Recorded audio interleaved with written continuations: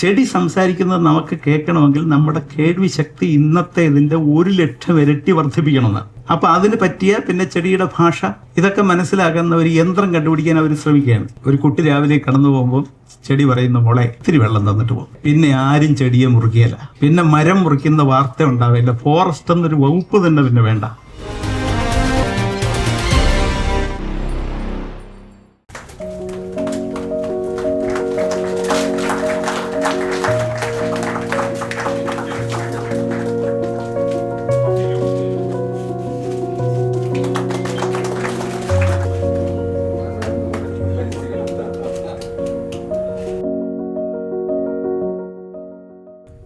പരിസ്ഥിതിയെ സംബന്ധിച്ച്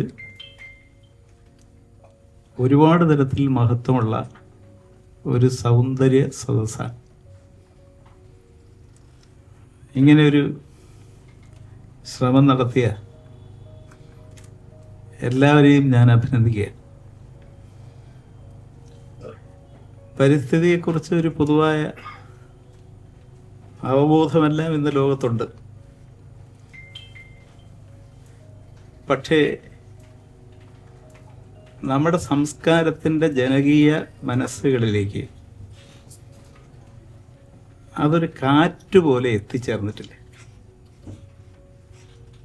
അതിനൊരുപാട് കാരണങ്ങളുണ്ട്. ഞാൻ അതെല്ലാം നിങ്ങളോട് വിശദീകരിച്ച് ഭാവിയിൽ ഒരുപാട് ഇരുട്ട് വരാൻ സാധ്യതയുണ്ടെന്നൊരു ഓർമ്മപ്പെടുത്തലിനൊന്നും എൻ്റെ വാക്കുകൾ ഉപയോഗിക്കുന്നു. പ്രതീക്ഷ വേണം. ഞാൻ മൊത്തം വായിച്ചില്ല. ശ്രീധർ അതിൻ്റെ ഒരു ചുരുക്കം എൻ്റെ വാട്സപ്പിലേക്ക് അയച്ചു തന്നിരുന്നു. ഈ കാര്യങ്ങളെല്ലാം നടപ്പാക്കേണ്ട. പക്ഷെ ഈ നടപ്പാക്കണമെങ്കിൽ അത് നമ്മുടെ ജീവിത ബോധത്തിലേക്കും സംസ്കാരത്തിലേക്കും വന്നു ചേരണം. അതിനൊരുപാട് തടസ്സങ്ങളുണ്ട്. ഇപ്പം എനിക്ക് എൻ്റെ പാർട്ടിയിൽ ശക്തമായി സമ്മർദ്ദം ചെലുത്താൻ പറ്റും. അതുവഴി പാർട്ടിക്ക് മുന്നണിയിൽ കൊണ്ടുപോകാൻ പറ്റും. കേരളത്തിലെ എല്ലാ പാർട്ടികളിലെയും പരിസ്ഥിതിയുമായി ബന്ധപ്പെട്ട് പ്രവർത്തിക്കുന്ന, അതിനോട് ഇഷ്ടമുള്ള കുറച്ച് മനുഷ്യരുണ്ട്. പക്ഷേ കേരളത്തിലെ മനുഷ്യരിൽ വലിയ പങ്ക് ഇടത്തരക്കാരും സ്വാർത്ഥരും അവനവൻ്റെ താല്പര്യങ്ങൾക്ക് മുൻതൂക്കം കൊടുക്കുന്നവരും മറ്റു കാര്യങ്ങൾ മറക്കാൻ ശ്രമിക്കുന്നവരുമാണ്. അത് ലോകത്തിൻ്റെ ഒരു പൊതുസ്ഥിതി കൂടിയാണ്.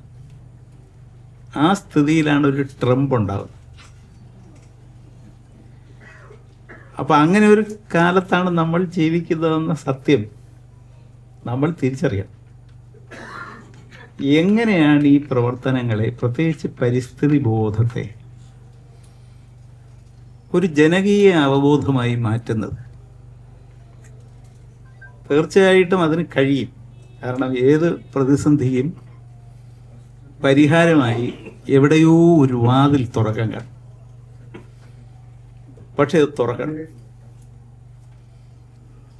ഇപ്പോൾ നമ്മുടെ ബോധത്തിൽ ഒരു 50 വർഷം മുമ്പ് കുട്ടികളിൽ നിലനിന്ന ചെടിയെക്കുറിച്ചുള്ള, അവൻ്റെ തോട്ടിലെ കുളിയെക്കുറിച്ചുള്ള, ഒരു മാവിലെ മാങ്ങ എറിഞ്ഞിട്ട് കൂട്ടായി പങ്കുവെച്ച അതിൽ വീട്ടിലെ ഉപ്പും ചേർത്ത് ആസ്വാദ്യകരമായി കഴിക്കുന്ന ഓർമ്മയുള്ള കുട്ടികൾ ഇല്ലാതായ ഒരു കാലത്താണ് നമ്മൾ ജീവിക്കുന്നത്.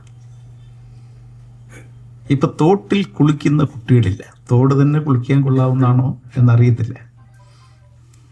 ഒരമ്മയും തോട്ടിൽ കുളിക്കാൻ പറയത്തില്ല. തോട്ടിൽ കുളിച്ചില്ലെങ്കിൽ വരുന്ന ഒരു പ്രശ്നം, തോട് സംരക്ഷിക്കാൻ പറ്റില്ല. നദിയിൽ കുളിച്ചില്ലെങ്കിൽ നദി സംരക്ഷിക്കാൻ പറ്റില്ല. നമുക്കിന്ന് നദി സംരക്ഷിക്കാൻ പറ്റുന്നില്ല, തോട് സംരക്ഷിക്കാൻ പറ്റുന്നില്ല. പ്രധാനപ്പെട്ട കാര്യം നമ്മളെല്ലാം വീട്ടിൽ കുളിക്കുന്നവരായി മാറിയതായിരുന്നു. അപ്പം ഈ പ്രശ്നങ്ങൾക്കെല്ലാം നാളെ നിങ്ങളെല്ലാം പോയി തോട്ടിൽ കുളിക്കണമെന്ന് പറയാൻ പറ്റുമോ? നമ്മൾ തന്നെ കുളിക്കുകയല്ലേ. കാരണം അത് അത്ര കുളിക്കാൻ പറ്റിയ വെള്ളമല്ല എന്ന് നമുക്കറിയാം. പക്ഷേ ഇത് ഒരു ദിവസം കൊണ്ട് സംഭവിച്ചല്ല.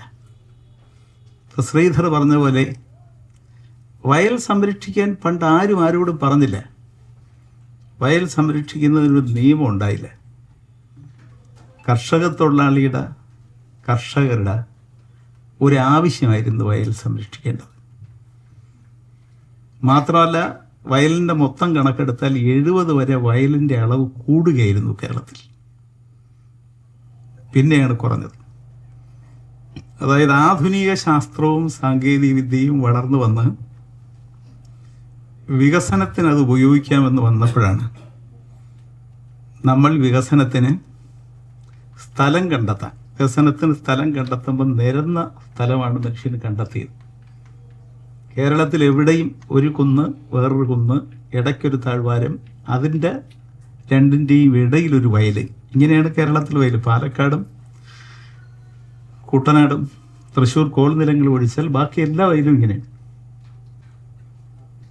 അപ്പം ഇതിനൊക്കെ നമ്മുടെ ചരിത്രം പരിശോധിച്ചാൽ ഒരുപാട് കാരണങ്ങൾ നമുക്ക് കണ്ടെത്താൻ പറ്റും. നമ്മൾ അതിനെ വികസനം എന്നാണ് വിളിച്ചത്. അതാണോ വികസനം എന്ന് ഗൗരവതരമായി നെഞ്ചു നൊന്ത് ചോദ്യം ചെയ്യാൻ പരക്കെ ആളില്ലാതെ പോയ ഒരു സമൂഹമാണ് നമ്മുടെ സമൂഹം. ഇപ്പോൾ ഉദാഹരണം, നമ്മൾ റോഡിൽ നിൽക്കുമ്പോൾ, പ്രത്യേകിച്ച് ഈ ഹൈവേയുടെ പണിയൊക്കെ വന്നപ്പോൾ കിഴക്കുള്ള മലകൾ മുഴുവൻ ലോറിയിൽ കയറി പോകുന്നത് നമുക്ക് കാണാം. ആർക്കും വിഷമമുണ്ടായില്ല. ചിലയിടത്തൊക്കെ ചില തടഞ്ഞിടൽ, ചില നിയമമൊക്കെ ഉപയോഗിച്ചു. പക്ഷേ ഇപ്പോഴും പോയിക്കൊണ്ടിരിക്കുകയാണ്. അത് കാരണം സാധാരണ വണ്ടിക്ക് പോകാനും കുട്ടികളുടെ ബസ്സുകൾക്ക് പോകാനും ഒക്കെ ബുദ്ധിമുട്ടുണ്ട്. പക്ഷെ മണ്ണ് ലോറിയിൽ പോയിക്കൊണ്ടിരിക്കുകയാണ്. ഈ മണ്ണ് ലോറിയിൽ പോകുമ്പം വിഷമമില്ലാതെ നമ്മൾ നിൽക്കുമ്പോഴാണ് ഒരു ലോറിയെ മണ്ണ് കൊണ്ടുപോയത്.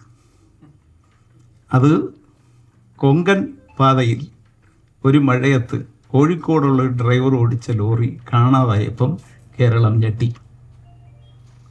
മണ്ണ് ആയിരക്കണക്കിന് ലോറിയിൽ കൊണ്ടുപോയപ്പോൾ നമ്മൾ ഞെട്ടിയില്ല. പക്ഷെ ഒരു ലോറിയെ മണ്ണ് കൊണ്ടുപോയപ്പോൾ കേരളം ഞെട്ടിയെന്ന് മാത്രമല്ല, എല്ലാ മാധ്യമങ്ങളും 2 ദിവസം അതിൻ്റെ പിറകെയായിരുന്നു. അപ്പോൾ ഒരു ലോറിയെ മണ്ണ് കൊണ്ടുപോയാൽ ഞെട്ടുമെങ്കിൽ, ഇതെല്ലാം നമ്മൾ കണ്ടില്ലെങ്കിൽ, ഈ ശ്രീധർ ഉൾപ്പെടെ പറഞ്ഞ കാര്യങ്ങൾ കണ്ടില്ലെങ്കിൽ, കേരളത്തെ ഒരുപക്ഷെ ആരെങ്കിലും കൊണ്ടുപോകും. അപ്പം നമ്മളെല്ലാം പോകും. അപ്പോൾ പിന്നെ ഞെട്ടാൻ ആളുണ്ടാവില്ല. ഇത് 2018 വെള്ളപ്പൊക്കത്തിനും ബാധകമാണ്.